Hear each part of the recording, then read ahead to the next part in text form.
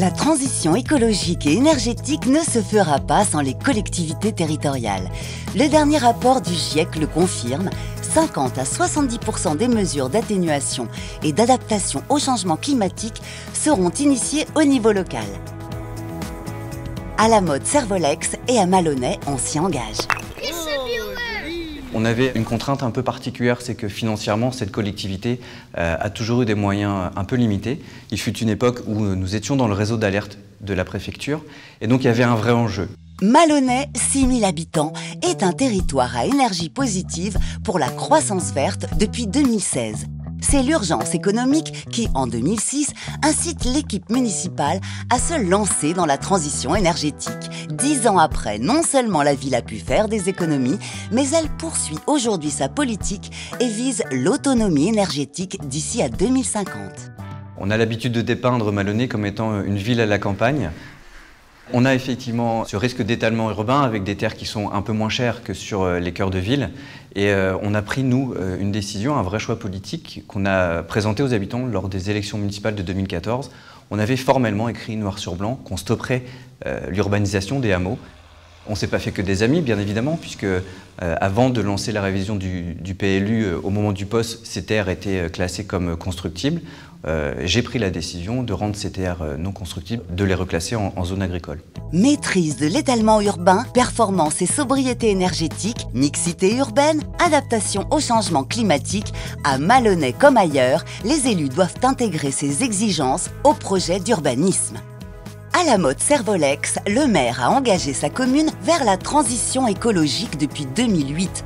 Nommé en 2014 vice-président du Grand Chambéry, il est maintenant chargé de la transition énergétique à l'échelle du SCOT et des communes.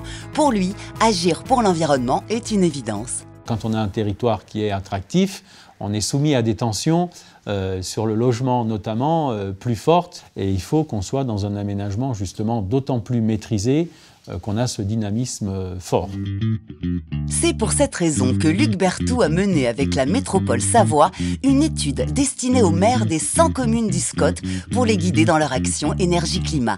C'est l'Atlas Énergie. Ça a été un révélateur.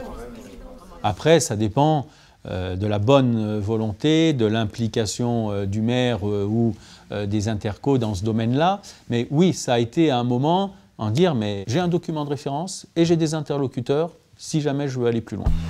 Le solaire, l'hydrogène, mais aussi un projet de boucle d'eau dans le lac du Bourget. Ici, le territoire innove. On est plutôt à se dire qu'il faut plutôt avoir un temps d'avance. Et ça pourrait être un argument fort pour mes collègues élus, parce que quand on est en avance, on trouve des partenaires financiers. 10 millions d'euros de travaux sur la ville en 4 ans, donc oui, ça génère de l'activité économique. Nos panneaux photovoltaïques, on ne les a pas achetés en Chine, ils viennent d'une entreprise située à 10 minutes de Malonnet. C'est de l'emploi non délocalisable. Le cadre est magnifique, on a les forêts à côté, on est proche de Rouen et surtout on a à Malonnet une vraie dynamique, une énergie qui part de la mairie et puis qui irradie, on dira, toute la vallée même. L'ensemble de ce projet de Malonnet en transition vise aussi principalement à renforcer le lien social. C'est vraiment une thématique à laquelle on est très attaché. Si on arrive à mutualiser sur des espaces plusieurs fonctions de la ville, on réapprend aux gens à vivre ensemble pour mixer les publics. Ainsi, le complexe sportif et la résidence Alizari sont quelques-unes des rénovations exemplaires qui refaçonnent la ville et développent les espaces d'échange. Les autres bénéfices de l'action, c'est aussi l'image de la ville. Quand on commence à poser nos toitures photovoltaïques, on commence symboliquement par l'église pour aussi un peu marquer les esprits. Ça éveille d'autant plus la curiosité et potentiellement l'engagement à participer aux côtés de la collectivité dès l'instant que la ville est repérée comme étant exemplaire sur les actions qu'elle essaye de lancer. La mode Servolex et Malonnet, deux villes qui agissent différemment, mais pour la même ambition, un changement de comportement et de politique énergétique. Ce n'est pas la tempête qui doit faire peur, c'est quand rien ne se passe, puisqu'il y a un coût de l'inaction, et qui est beaucoup plus cher quand on agit dans l'urgence. Et on s'est rapproché des autres collectivités qui sont un peu lancées comme nous dans ce beau défi. C'est aussi en défrichant tous ces domaines qu'on peut essayer d'embarquer les autres avec nous demain. Il est urgent que les communes et les intercommunalités dessinent leur territoire au regard de priorités climatiques et économiques.